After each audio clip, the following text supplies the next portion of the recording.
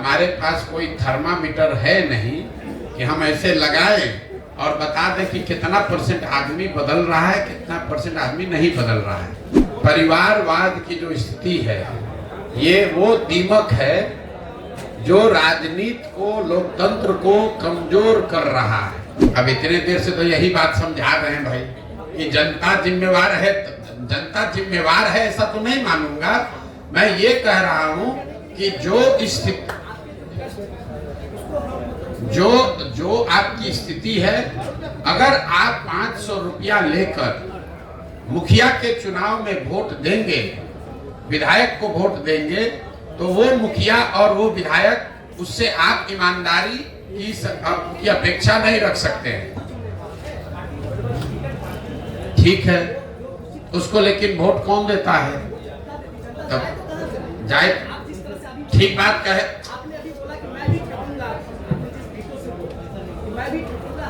सवाल क्या है भैया, वो पूछ लो। भाषण मत दीजिए, सवाल पूछो, सवाल पूछो। डेटा कुछ नहीं बोले अभी तक इतना देर में कोई आपका डेटा सुना नहीं।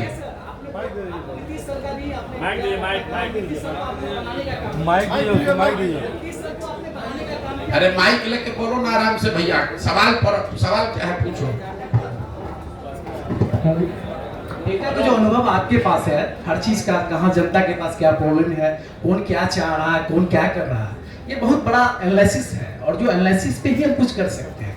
और आप अभी बोल रहे थे नीतीश सरकार का भी आपने डेटा दिया और नीतीश सरकार में कहीं ना कहीं जो बनी पिछले बार उसमें आपका बहुत बड़ा योगदान है। और ये अचानक ये बदलाव कि आप खुद मैदान में आ गए, बिहार में पदयात्रा शुरू कर दी और लोगों को अलग जगाना शुरू कर दिए, ये एक बड़ा बदलाव चाहिए यदि आप उससे निकलना चाहो। बच्चों की क्या है, मैं चाह रहा हूँ ये जो चेंज की बातें आप कह रहे हैं, बता रहे हैं निकट भविष्य में जो चुनाव होने वाला है उसकी एक बड़ी तैयारी हर कोई कर रहा है। उसका एक पार्ट आप भी हो सकते हैं या हर मोदी जी भी, हर कोई एक पार्ट है। बट सवाल क्या है, ये आपकी क्या पूछ रहा हूँ, सवाल क्या है, ये आपकी क्या ऑथेंटिक है निकट भविष्य में जो लोग बदल जाएंगे, जो बड़े बदलाव के लिए आप निकल चुके हैं पूरे बिहार में, इसे क्या लग रहा है कितना % लोग बदलेंगे आपके इस पदयात्रा से? मेरे भाई, हमारे पास कोई थर्मामीटर है नहीं कि हम ऐसे लगाएं और बता दें कि कितना % आदमी बदल रहा है, कितना % आदमी नहीं बदल रहा है।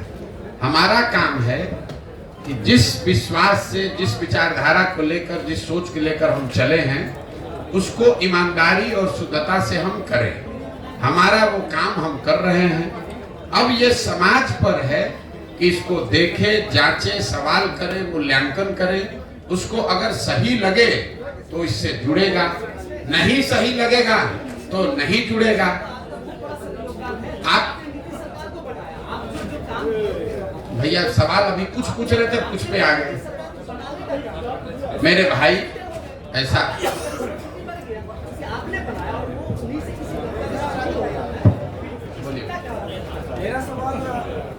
हम सवाल डॉज किसी का नहीं करते हैं, लेकिन आप सवाल पूछिएगा तभी तो जवाब देंगे। आप भाषण देना चाहते हैं तो भाषण दे दीजिए। मेरा सवाल बिहार के व्यवस्था और शिक्षा से रिलेटेड होगी। सवाल कुछ ये जानते हैं कि आप एक रणनीति एक लाइन में सवाल दीजिए को बनाया है। अभी बिहार के पदयात्रा से पहले जब भी आपने कई सरकारों का हेल्प किया, रणनीति बनाई, तो उसमें आप इन सब चीजों को क्या उन्हें नहीं बताते थे या आने का मकसद क्या था? और देखिए, अब इन्होंने कहा, इनका सवाल है कि आप क्या पहले की सरकारों को ये इस तरह के मुद्दे नहीं बताए हैं जिनको कि आप मदद करते थे। 2015 एक सवाल एक ही आदमी पूछो भाई। अरे रुक जाओ सवाल। आपने पीछे से भाई साहब पूरा एजिटेटेड होकर है कि आपने नीतीश को बनाया, तो 2015 में नीतीश कुमार की जिनकी मदद मैंने की तो 7 निश्चय का एक प्रोग्राम भी बनवाया। तो जो आपका सवाल है कि पहले नहीं बताए थे, पहले बताए थे। 7 निश्चय नीतीश कुमार की सोच नहीं है, प्रशांत किशोर की भी सोच नहीं है। 40,000 गाँव में घूमकर, देखकर जो लोगों की समस्या समझ में आई, उसके आधार पर 7 निश्चय का गठन किया गया। ये तय किया गया कि ये 7 मुद्दे जनता चाहती है कि ये किया जाए। उस काम को कराने के लिए बिहार विकास मिशन की स्थापना भी करवाई। लेकिन जिसको आपने चुनकर वो जिम्मेवारी दी, अगर 7 निश्चय वो लागू नहीं किया तो मेरा नागरिक होने के नाते ये फर्ज नहीं है कि हम सवाल उठाएं। अगर बिहार के हर 18 से 35 साल के बच्चे को बेरोजगारी भत्ता के तौर पर 1000 रुपया मिलता तो क्या ये बेहतर नहीं होता? वही बात तो आज उठा रहे हैं। अगर बिहार के हर नाली गली का पक्कीकरण हो जाता तो बिहार की स्थिति नहीं सुधरती, वही बात बता रहे हैं। अगर बिहार के हर गांव घर में नल से पानी पहुंच जाता तो बिहार के लोगों की दशा नहीं सुधरती, वही बात बता रहे हैं। तो नई बात क्या बता रहे हैं? ये काम पहले नीतीश कुमार को बताया कि भैया आप इसको कीजिए, आपको जिताने में मदद करते हैं, उन्होंने नहीं किया। तो अब हम जनता को बता रहे हैं कि भैया ये तो नहीं किए, हम लोग साथ में, आप लोग आइए, सब लोग मिलके दल बनाइए, हम जिताते हैं आपको, फिर तब हम लोग अपना काम करेंगे। मैं अरुण कुमार हूँ, मैं करस्पॉन्डेंट हूँ। मेरा एक पूरे देश में परिवारवाद का मामला चल रहा है, इससे आप किस रूप में देखते हैं? परिवारवाद की जो स्थिति है ये वो दीमक है जो राजनीति को, लोकतंत्र को कमजोर कर रहा है। लेकिन परिवारवाद का मतलब ये नहीं है कि लालू जी का लड़का राजनीति में आ गया कि सोनिया गांधी का लड़का आ गया। परिवारवाद को अगर आपको समझना है तो बिहार की स्थिति को आप जरा देखिए। बिहार का एक आंकड़ा दे रहे हैं, इसको याद समझ लीजिए। बिहार में पिछले 30 वर्ष में जितने लोग सांसद विधायक बने हैं, चाहे वो किसी भी दल के हैं, किसी भी दल का सांसद विधायक है, 30 वर्ष में सबका सूची बनाइएगा तो आपको पता चलेगा कि बिहार में सिर्फ 1250 परिवार के लोग ही विधायक और सांसद बने हैं। बिहार में की आबादी है 13 करोड़, यहाँ रहते हैं 3.5 करोड़ परिवार, लेकिन सिर्फ और सिर्फ 1250 परिवार के लोग ही विधायक सांसद बने हैं। इसका मैं आपको एक उदाहरण दूंगा, आपको समझ में आएगा। आपको हमको लग रहा है मोदी जी आकर बोले कि लालू जी परिवारवाद कर रहे हैं, लालू जी कहेंगे ना ना तुम्हारे पार्टी में भी परिवार, भाजपा में भी परिवारवाद वाले लोग हैं, हम दोनों को हटा रहे हैं किनारे। आप एक उदाहरण देखिए बिहार के नजरिए से। भाजपा में अभी प्रदेश अध्यक्ष है सम्राट चौधरी जी, उप मुख्यमंत्री इस राज्य के। सम्राट चौधरी जी कौन है? इनके पिताजी का नाम है शकुनी चौधरी। जब इस राज्य में कांग्रेस का शासन था आज से 35 साल पहले, तो शकुनी चौधरी जी कांग्रेस की उस सरकार में विधायक और मंत्री थे। फिर जनता ने कांग्रेस को हटाया, लालू जी की सरकार बनाई, तो लालू जी के भी सरकार में शकुनी चौधरी विधायक और मंत्री बने। फिर जनता ने लालू जी को हटाया, नीतीश जी की सरकार बनाई, नीतीश जी के भी सरकार में शकुनी चौधरी विधायक और मंत्री बने। फिर जनता ने नीतीश कुमार को हटाया, मांझी जी मुख्यमंत्री बने, उसमें भी शकुनी चौधरी विधायक और मंत्री थे। आज जब देश में भाजपा दिख रही है तो भाजपा को भी कोई दूसरा कुशवाहा लड़का नहीं मिला, उनको भी शकुनी चौधरी का लड़का ही मिला है। ये आपको क्या दिखाता है? ये आपको, हमको लगता है कि हम कांग्रेस को हटाए, लालू को लाए, लालू को हटाए, नीतीश को लाए। एक ही परिवार का आदमी है, सरकार चाहे किसी की हो। और मैं आपको सिर्फ एक उदाहरण दे रहा हूं।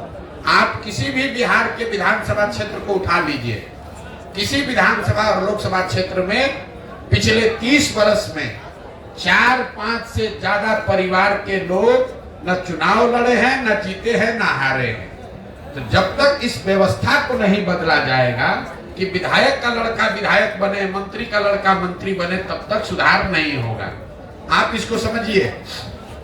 अगर सुनील गावस्कर का लड़का ही क्रिकेट खाली खेलता तो हमने अपने सचिन तेंदुलकर को कहां देखा होता? अगर सचिन तेंदुलकर का लड़का ही टीम में रहेगा तो विराट कोहली कहां से आएंगे? अगर विराट कोहली ही खाली रहेंगे, उनका लड़का रहेगा, तो सूर्य कुमार यादव कहां से आएंगे? ये लोकतंत्र इसलिए बना हुआ है कि जिसमें भी क्षमता है वो आगे आए, समाज का नेतृत्व करे।